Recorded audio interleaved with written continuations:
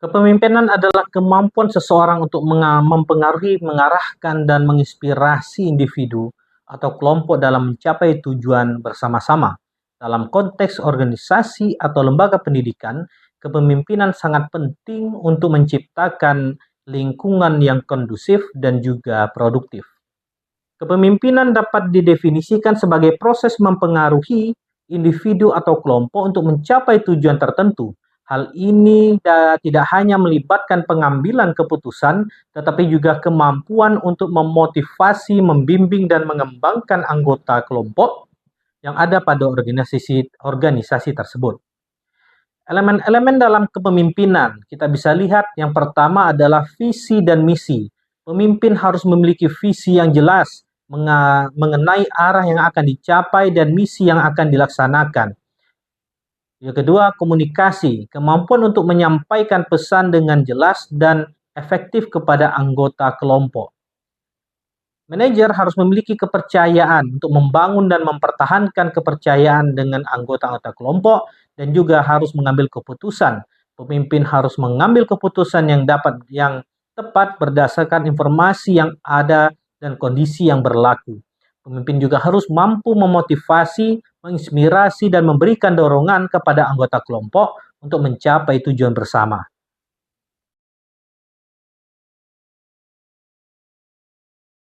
Gaya kepemimpinan merujuk pada cara seseorang memimpin dalam mengarahkan, memotivasi, dan interaksi dengan bawahannya. Berbagai teori telah dikembangkan untuk mengidentifikasi dan memahami gaya kepemimpinan.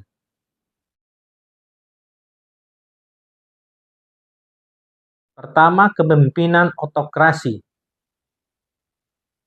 Pemimpin mengambil keputusan sendiri tanpa melibatkan kelompok.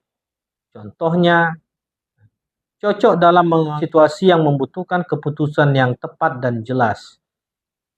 Dua, kepemimpinan demokratik.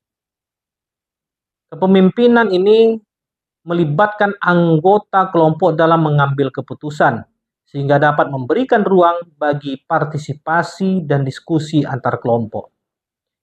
Tiga, kepemimpinan laissez-faire. Kepemimpinan ini memberikan kebebasan penuh kepada anggota kelompok untuk mengambil keputusan dan bertindak.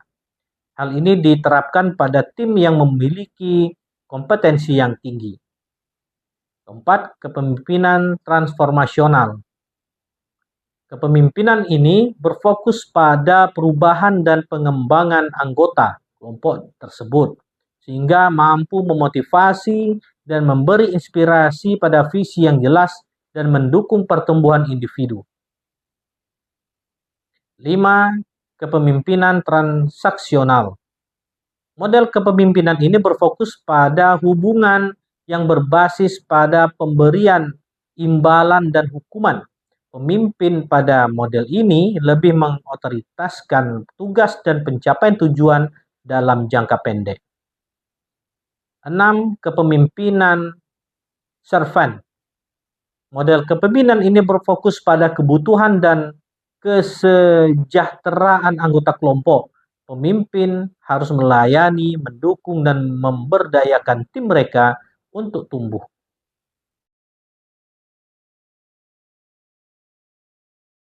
Satu, karakteristik pemimpin.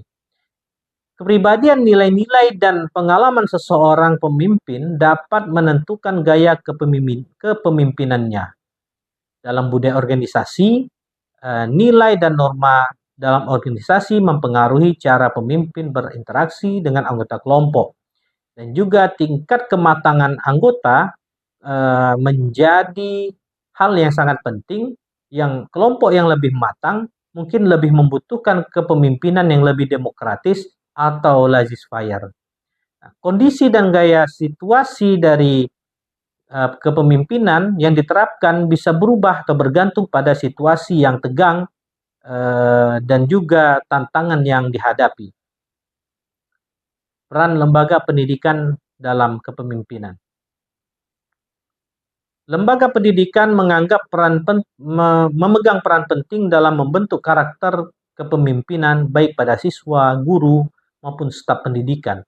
Lembaga pendidikan tidak hanya mengajarkan ilmu pengetahuan, tetapi juga nilai-nilai kepemimpinan yang esensial untuk perkembangan sosial dan profesionalitas.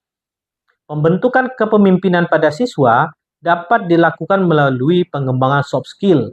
Lembaga pendidikan harus berperan dalam mengembangkan keterampilan sosial, komunikasi, dan kerjasama yang menjadi bagian penting dari kepemimpinan. Organisasi siswa juga bisa menjadi salah satu faktor yang dapat dijadikan tempat belajar untuk siswa menjadi para pemimpin yang baik dan bertanggung jawab. Pelatihan kepemimpinan juga merupakan program yang sangat tepat sebagai ekstrakurikuler seperti pelatihan kepemimpinan dan seminar atau workshop yang dapat membantu siswa mengembangkan keterampilan mereka yang dengan efektif.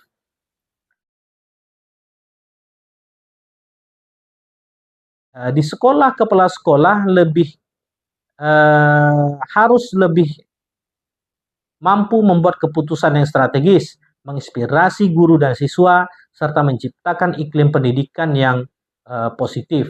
Lalu juga kolaborasi antara guru dan siswa harus dapat dilakukan untuk menciptakan hubungan yang kolaboratif antara guru dan siswa dalam proses pembelajaran.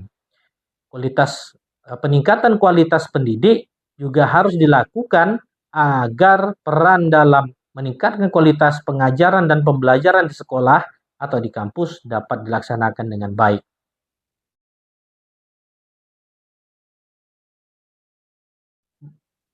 Membangun budaya sekolah yang positif oleh pemimpin yang efektif dapat membangun budaya yang mendukung kreativitas, integritas, dan kerjasama. Manajemen perubahan pemimpin dalam lembaga pendidikan sangat berperan dalam mengelola perubahan dan adaptasi terhadap kemajuan teknologi dan perubahan kurikulum. Sehingga keterlibatan orang tua harus bisa menjalin komunikasi yang baik dengan orang tua untuk mendukung perkembangan siswa.